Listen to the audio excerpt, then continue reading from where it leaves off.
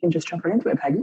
So today we're going to be talking about self-doubt to self-confidence to stop overthinking and start trusting yourself with Coach Peggy. And to those who are coming to us from Eventbrite, we are Alma La Vida. We are a life, health and wellness, leadership, and career coaching company. And my name is Justice, and I am a relationship strategist here on the team. And what that means is when you schedule a conversation to speak with someone, generally speaking, you're going to end up on my or one of my coworkers' calendars, and we'll have a half-hour complimentary conversation where I ask deeper questions to get a better understanding of your current situation, what your goals and needs are, and what you hope to get out of coaching. And then I'm going to make a recommendation of a coach or coaches on our team. And based on the information you told me, I feel they're going to be most suitable to help you accomplish those goals. So with all that being said, if anybody has anything they want to get off their chest, it is a first come, first serve, and I will drop my consult link right here. And I'd be more than happy to speak with any and everybody. And anybody coming to us from an event like this, you do get your first session free. So something to consider as you're looking into coaching as an option to help you for your goals.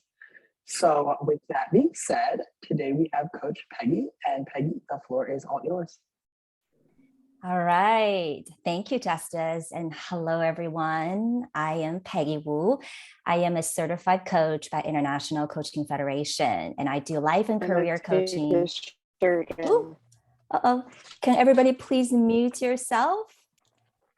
And I would love to chat with you later. All right. So I was saying that I do life and career coaching exclusively through Alma La Vida. I help my clients gain clarity and confidence in their life and career. I'm also a registered yoga teacher, teaching mostly corporate classes. So I was in the corporate world for a long time, and I decided to pursue a life that I will be passionate about. I actually have someone in the audience today who knows my story very, very well. And she actually helped me out when I was transitioning out of the corporate world. I'm not sure if she wants me to say her name, so I'm going to just skip that. But I just want you to know, everybody here, that I'm very grateful to be where I am today and to do what I love every day. And I wish I could help others do the same. And that's the reason why I'm here. So I'm going to move on to today's agenda. So we're going to talk a little bit about logistics. We are going to go over what is self-doubt, how to deal with it and build confidence, some takeaways and action item. I will have a little guided meditation at the end. Even if meditation is not your thing, try it with me today. Okay, just think of it as we're going to sit together and breathe and stay quiet for a few moments. Okay, and then we'll have Q&A at the end. And once again, welcome everyone. And thank you. I saw someone from Scotland and a few folks from Canada, from outside of the United States. So I want to welcome everyone. So logistics. Set your intention. What would you like to get out of today's webinar? It's always good to have that intention in mind in everything we do. And as Justice mentioned earlier, the session is recorded, so be present, take notes if you like, and you can use the chat box. Oh, thank you. I just saw that I am reading the comments as I go, so forgive me if I'm responding a little slower. Rebecca, thank you so much. Okay. I also want to remind you we have more events. So make sure you come to other events that Alma La Vida offers. And the best thing is schedule that free consultation. We would love to talk to you. I do want to preface by saying that self-doubt and confidence are topics we can discuss in length. Today, my goal is to introduce you to how I will help my clients address self-doubt. I will be sharing generalized examples, mostly around careers, but as you know, self-doubt doesn't just surface in careers. It comes out in all areas of life. Given the time we have, we can't address every possible scenario, but I encourage you to take some time after today's webinar to reflect on how self-doubt affects your life. If you are your own best friend and advocate, what would you do to help you gain confidence? Or in my presentation today, I often refer to it as self-trust. I notice most people welcome the idea of working on confidence, but when I talk about trusting oneself, somehow that feels harder.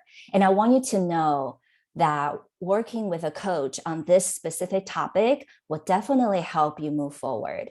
I believe most people are highly aware of their lack of confidence or trust in themselves. Awareness is great, but then what? What action are you going to take to address this issue? Even if you don't feel ready to work with a coach, discuss this with someone you trust. Care about yourself enough to do self-discovery and take action to be the best version of yourself will also help you develop confidence. All right, so moving on, what is self-doubt? I would love to hear your thoughts, so feel free to put in the chat box. Even if I don't see it right away, I promise I'm going to go back and read it later. I would love to learn about what you think. So maybe you're typing right now. I'm going to move on and talk about the definition that you find in dictionary. Lack of confidence in oneself and one's ability. Okay, that's very easy to understand. And in my opinion, it's all about not trusting yourself. A lot of times we focus on the extrinsic motivation rather than intrinsic. And extrinsic motivation involves doing something or not doing something because of outside causes, placing emphasis on other people's approval, versus the intrinsic motivation is about choosing to take on something because it's personally rewarding to you. So I'm reading the chat here. Yeah, second guessing everything you do or say. Exactly. We're actually going to get to that later. And not believing that I'm strong enough to succeed. Yeah, I fear you. I completely understand.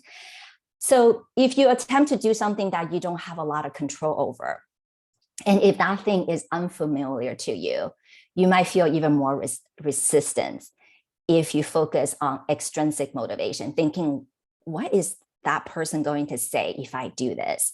And you're most likely to not trust yourself. You think your action might draw attention and expose you to others' negative opinions.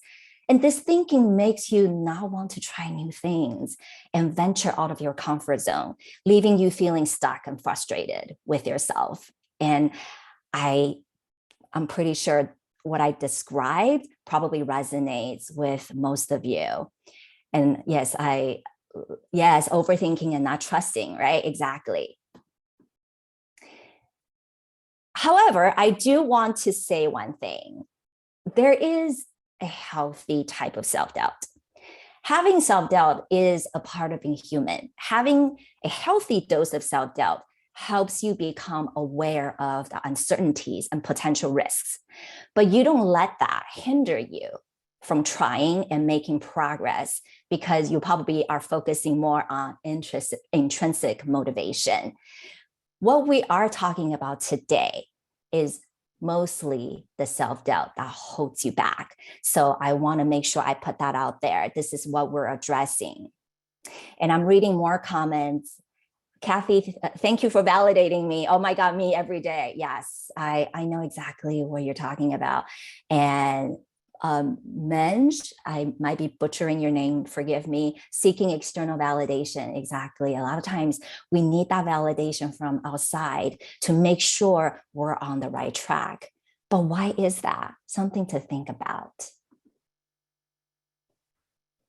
So how does self-doubt show up? Self-doubt comes in different forms. I'm going to name a few things I'm pretty sure you're familiar with. Limiting beliefs. This is where we say, I can't do this. I'm not smart enough. I don't have enough experience. I'm too old to learn. I don't know if that sounds familiar to you. Imposter syndrome. This is one thing we discuss a lot in coaching. I'm a fraud. I'm a phony. I got to where I am through dumb luck. People are going to find out that I don't know enough to do this work. A lot of insecurities. And there are also other things that's underneath the limiting beliefs and imposter syndrome, such as scarcity mindset. This is where we say, there's not enough to go around. If someone else is doing it, then I can't do it. we're constantly comparing ourselves to others. Or the fixed mindset. This is where we say, I don't like getting feedback because it is always bad. I'm either good at something or I can't do it. Or again, right? A lot of times I hear my clients tell me, I can't learn this now. It's too late. But is it really too late? Perfectionism. Things have to happen exactly how I planned. I cannot lose control. I cannot do anything until everything is all planned out. It's that all or nothing mentality. It's about intensity rather than consistency. So what happens when you have these mindsets or you're falling into the trap of imposter syndrome and limiting beliefs? What's end up happening is you second guess yourself, right?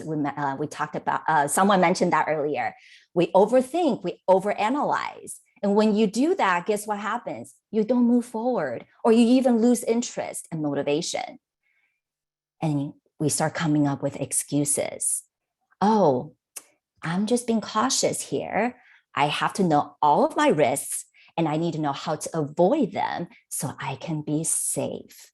And when we start thinking about that, then again, we're stuck. We can't move forward. And yes, okay. Please, if you have questions for me, that's okay. You can ask me later. I'm just reading the chat here, by the way. And if you don't want me to mention your name, just let me know. That's okay. Okay, so I'm going to keep going with this.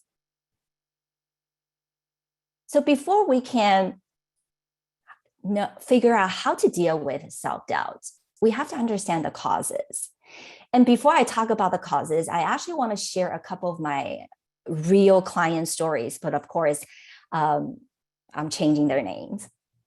So client story number one that I want to share with you, I'm going to call her Patty. Patty was raised by a single mom who did everything in her power to make sure Patty could have a good life. She also taught Patty to always achieve excellence, go all out to strive for the best. So Patty came into coaching with a belief that she either go big or go home in everything she pursues. As a result of that belief, every time something doesn't turn out to be as anticipated, Patty gets very disappointed and she gives up. She's not motivated to do more if she doesn't see results right away. So that's Patty. I'm going to leave it at that and I'm going to come back later. Another client of mine, I'll call him Greg. Greg grew up playing sports and he's very competitive. He gives himself a tremendous amount of pressure when he feels he doesn't measure up against his peers. He worries about falling behind, so he works harder and harder to stay competitive. But this desire to always stay ahead causes him to burn out, also gives him anxiety. So what we're listening here is fixed mindset, perfectionism, scarcity mindset, right? Everything come together. So I will come back to Patty and Greg in a little bit. And I want to start talking about what causes self-doubt. And also feel free to use the chat to let me know what you think, what causes self-doubt.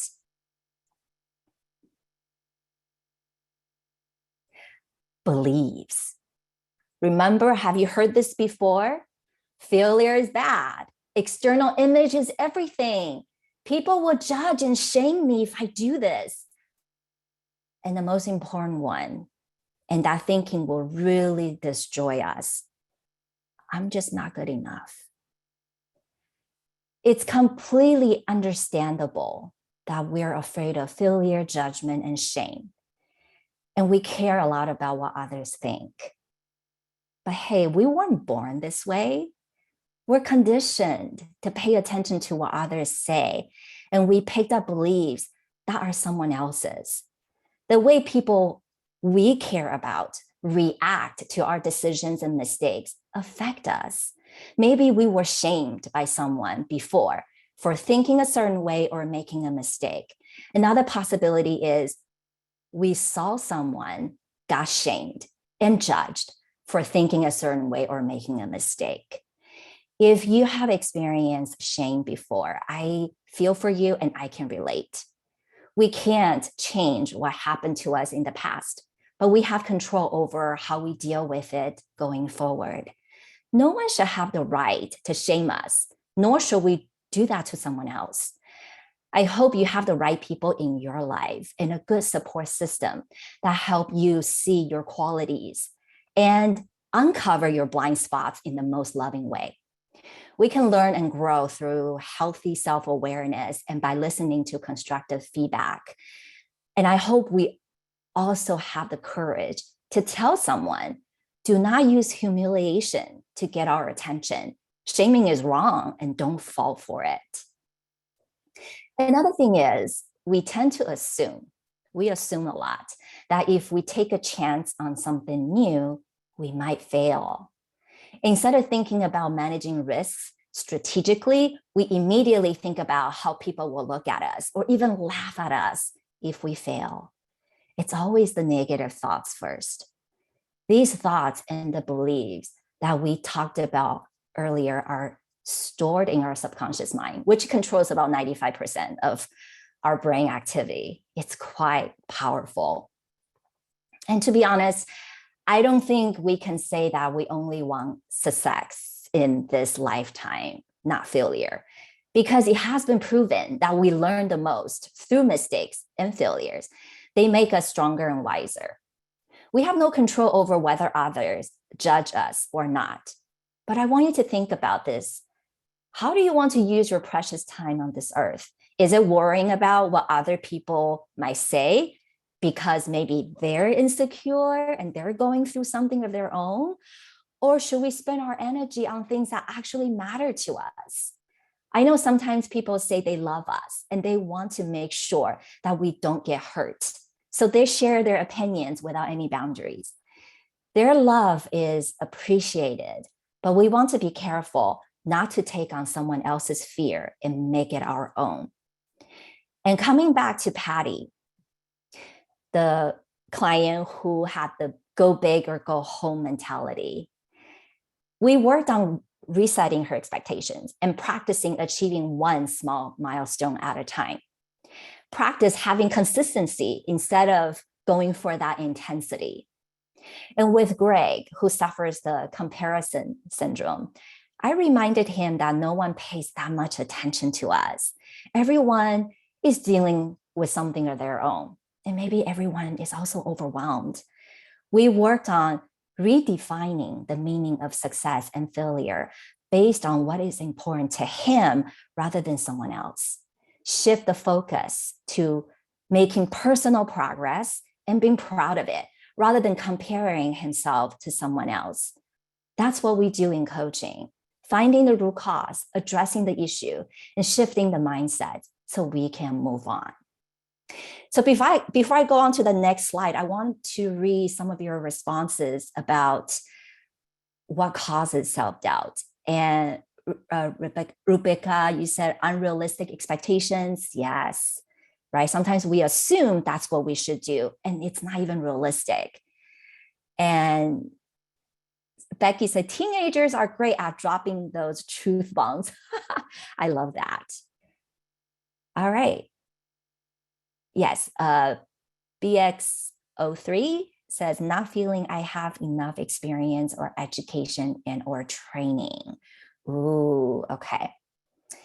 We're going to talk about that because learning never stops, right? And it's ongoing.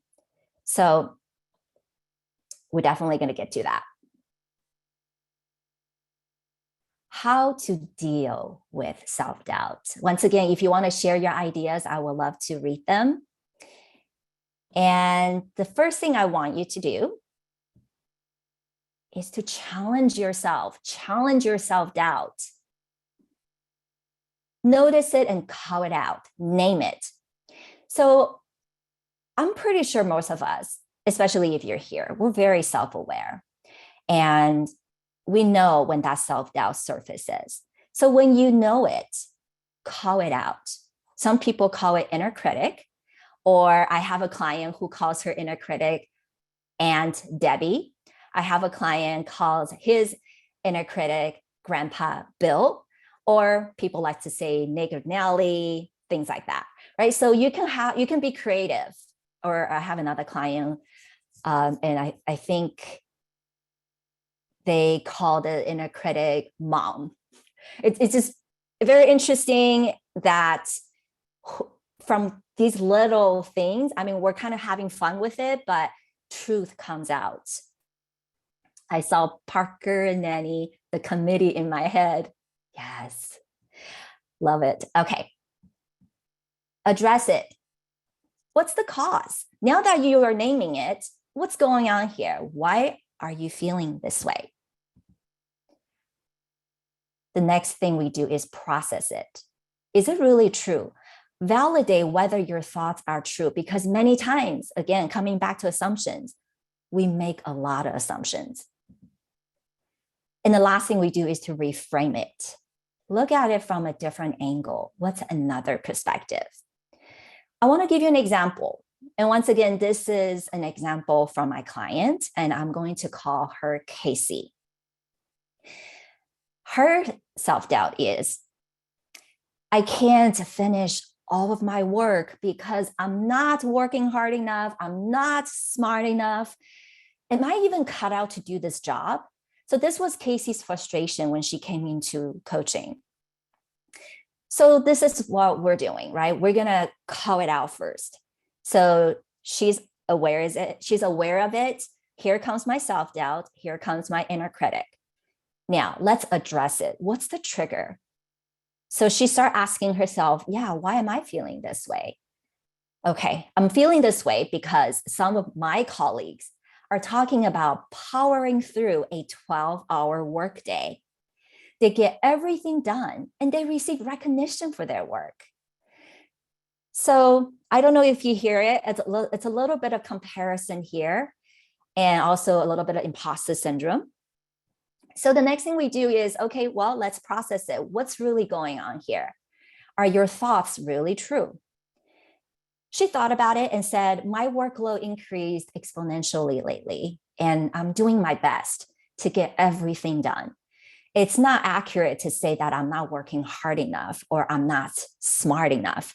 I know I can do my job really well.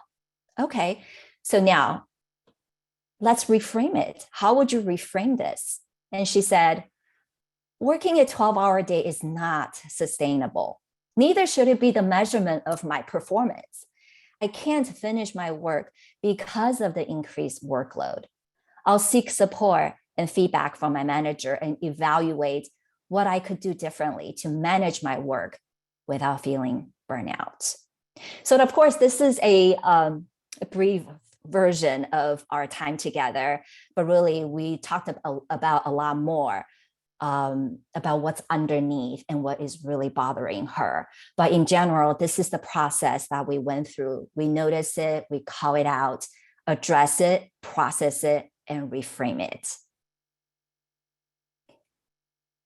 And thank you, Rebecca, for sharing. Approach your self-doubt with curiosity. Yes, that is one way to deal with your self-doubt. Really ask yourself what's going on. So how do you turn self-doubt into self-confidence? Well, there's a hint right there, right? I usually tell my clients, practice the opposite of what you are very familiar with. So now that you're very good at having self-doubt, what's the opposite? Have self-trust. When you trust yourself and believe in yourself and your abilities, that's confidence. But how do you trust yourself more? Deal with your self-doubt first and your inner critic. You want to let go of the past beliefs, habits, and even routines that undermine your self-trust. Give up on being a perfectionist and stop comparing yourself to others. Think of abundance rather than scarcity, right? Practice the opposite. Put less weight on what others think of you. And I'm saying this from a place of love. People don't think about us as much as we think they do.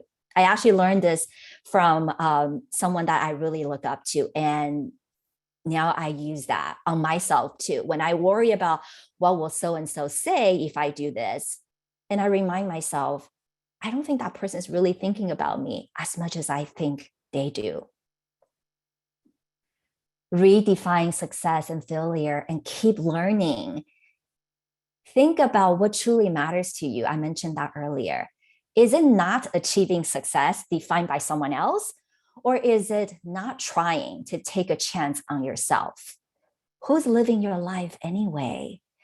I really like the phrase fail forward, which means that you have chosen to value every failure for the lessons learned and then apply those lessons in future efforts. When you are failing forward, each failure moves you closer to the success you defined. Another thing I want to point out for you to consider is that when something doesn't happen as planned, that's not necessarily a failure. That could be a lesson learned, a challenge that you need more preparations to overcome, a frustrating circumstance that requires you to try again. So what I'm saying here is I propose you rethink how you use the word failure. It's probably not really a failure. It's just something, again, you want to try again, or maybe approach from a different perspective. Also, remember that learning opportunities are everywhere, whether it's to acquire new knowledge or understand yourself more. Take time to keep learning and invest in yourself. I know a lot of times we fall into the trap that, oh, I don't know enough to really do this. And that's okay. But that shouldn't be the reason to stop you from moving forward, because you can learn. You can apply what you already know to start your journey. But don't let that reason hold you back.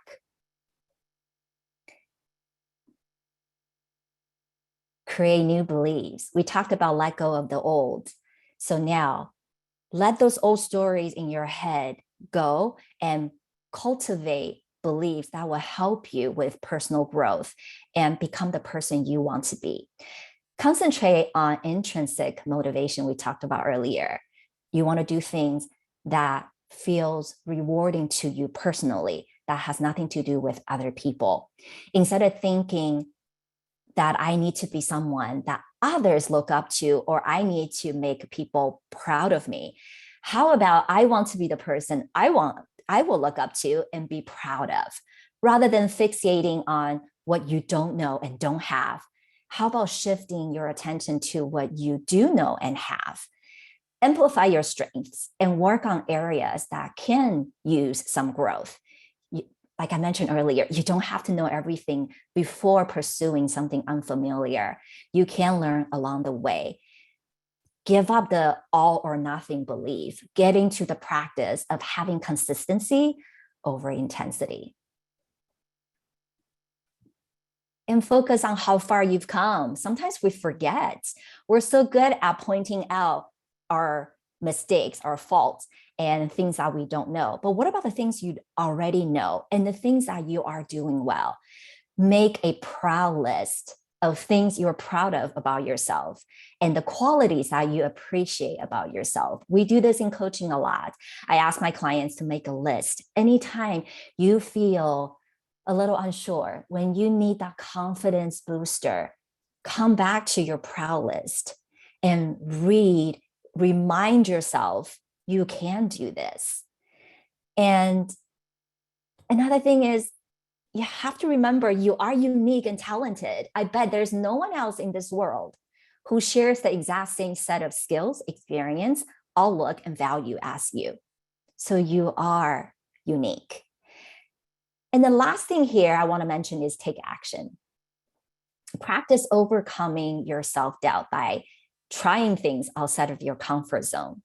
Also, all the things that I talked about here today, deal with your self-doubt, redefine success and failure, create new beliefs, focus on how far you've come. These are all actionable items. So take action. I'm going to read a quote here that journaling BX03 says, journaling helps me a great deal in stepping away from the situation so that I can apply my skill set and build from there. Yes, journaling is also something I ask my clients do a lot. I want to share this quote with you, and you can tell me whether it resonates with you or not. This is from Adam Grant. He's an organizational psychologist. He said, too many people spend their lives being a dutiful descendants instead of good ancestors. The responsibility of each generation is not to please their predecessors. It's to improve things for their offspring. It's more important to make your children proud than your parents proud. Yeah, I actually shared this with some of my clients, and I think I even put it on my LinkedIn because I personally think this is what a great way to remind ourselves instead of trying to prove ourselves to people before us. How about start being ourselves, showing up fully, and doing our best to be the best version of ourselves so that we can inspire the future generation to be the best version of themselves as well. Thank you.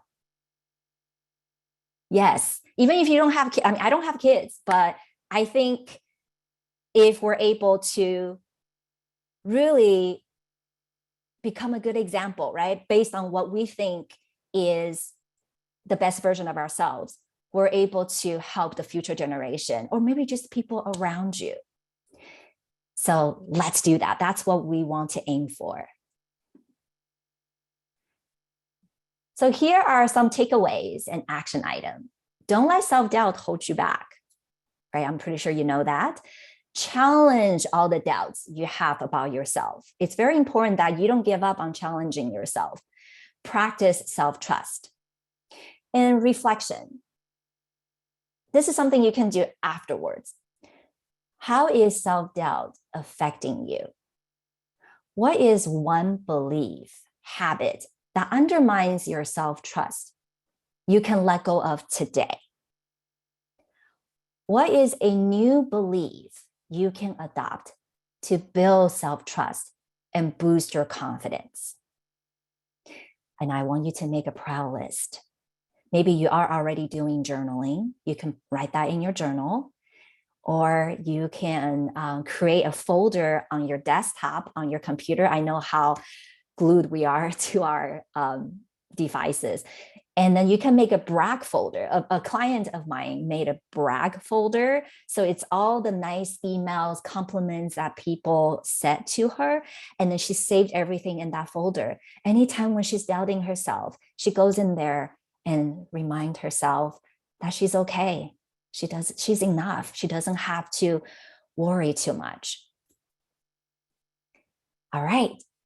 So I'm going to get into a very short meditation, and we will do question and answer afterwards.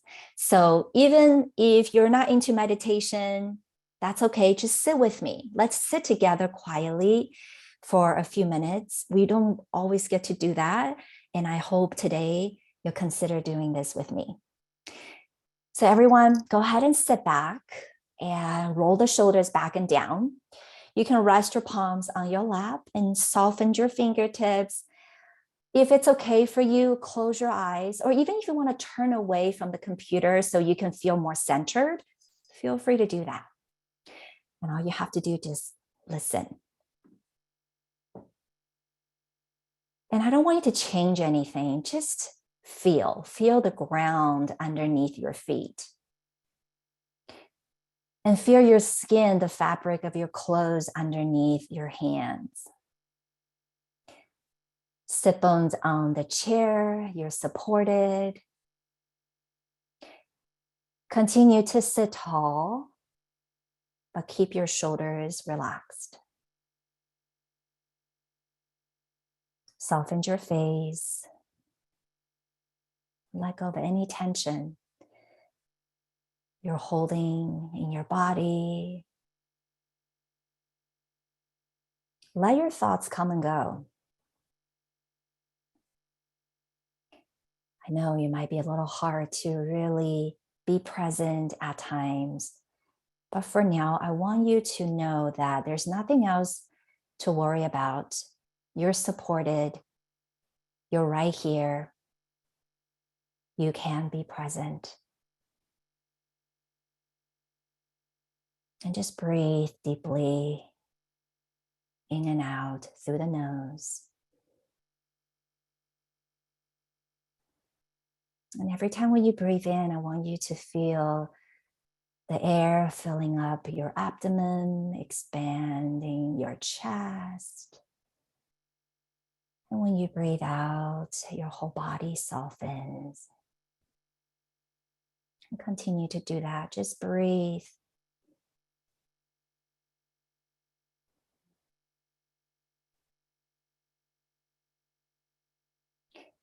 I want you to practice a couple of cleansing breaths.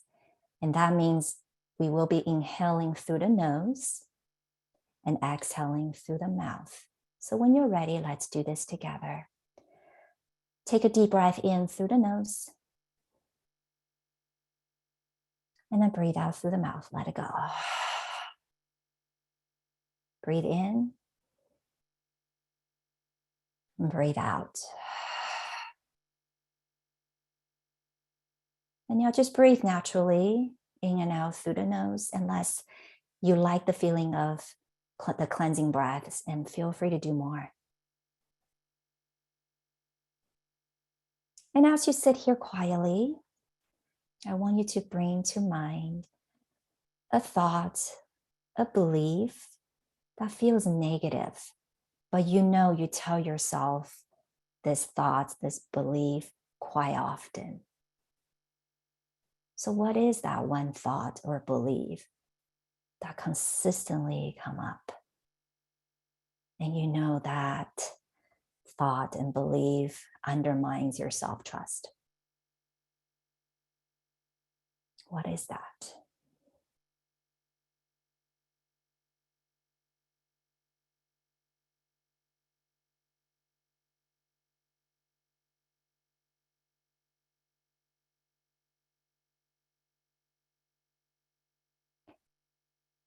And if you do have something that comes to mind, the next thing I want you to reflect on is, who taught you that? Where did you pick that up? Did you learn that from someone else? And identify the source.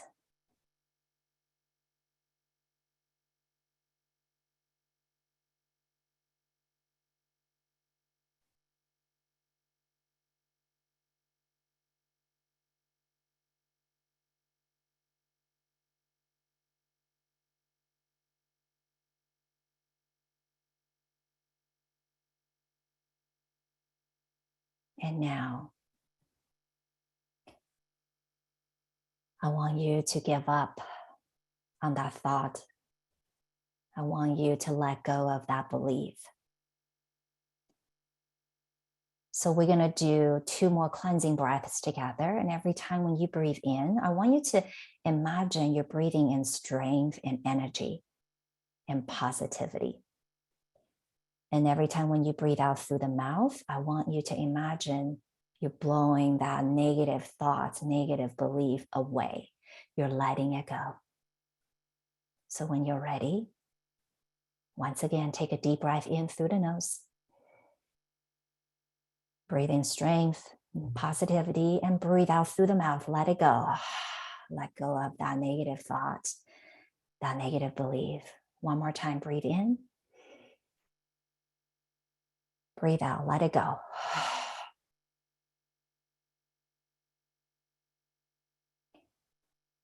And I have a few self-affirmations here that I want to share with you. You can listen, you can recite with me, whether out loud or just recite inwardly, either way. And I will be repeating the self-affirmation 3 times. When you're ready, I'm worthy and I'm enough. I honor my truth. I appreciate my strengths.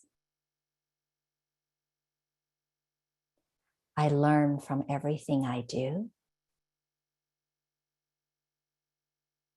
I trust that I have what it takes to be the best version of myself.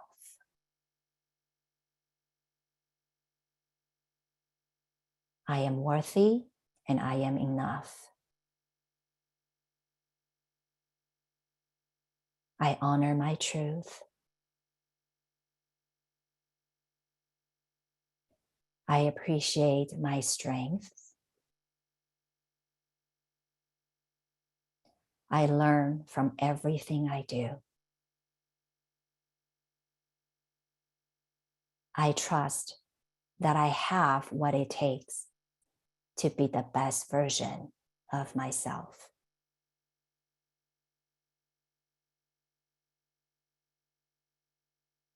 I am worthy and I am enough. I honor my truth. I appreciate my strengths. I learn from everything I do. I trust that I have what it takes to be the best version of myself.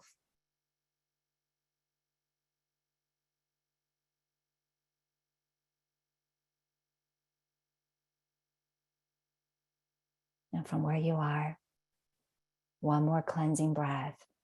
Take a deep breath in through the nose. Breathe out through the mouth. Wiggle your toes. And wiggle your fingers. And gently open your eyes.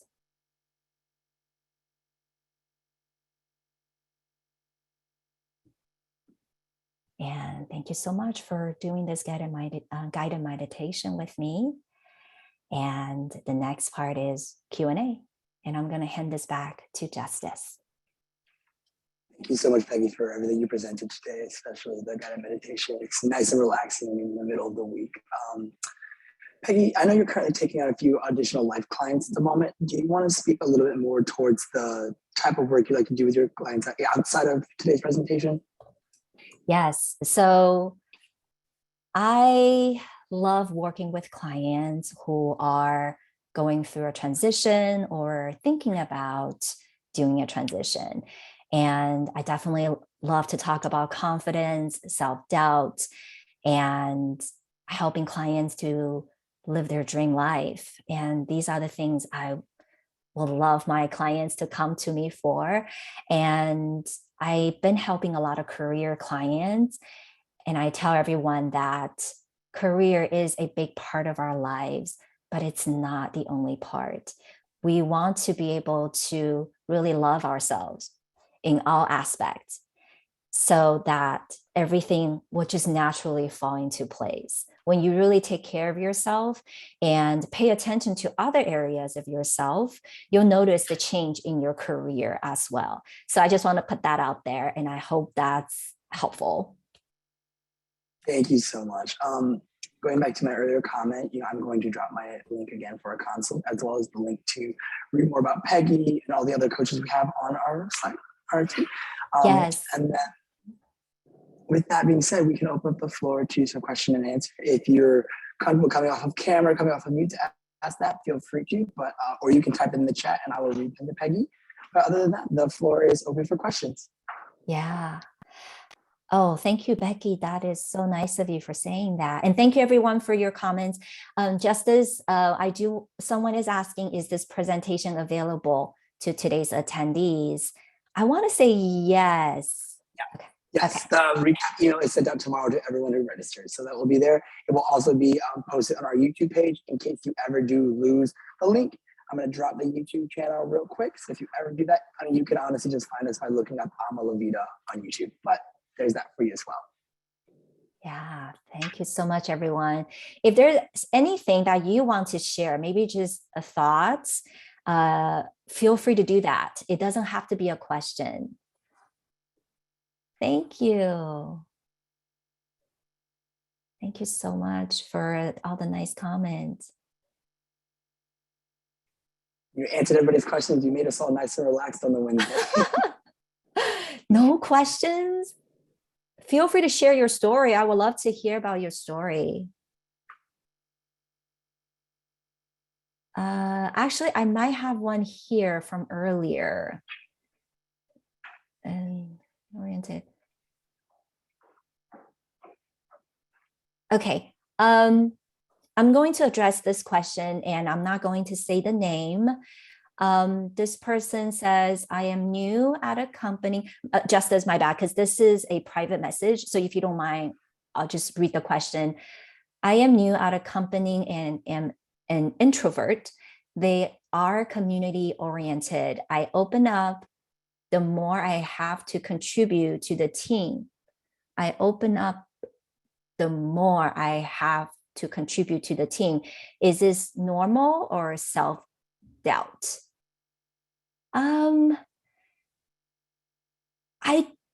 Can you tell me the questions again? Yeah, when I'm reading it. So you're new at this company, you're an introvert, they're community oriented.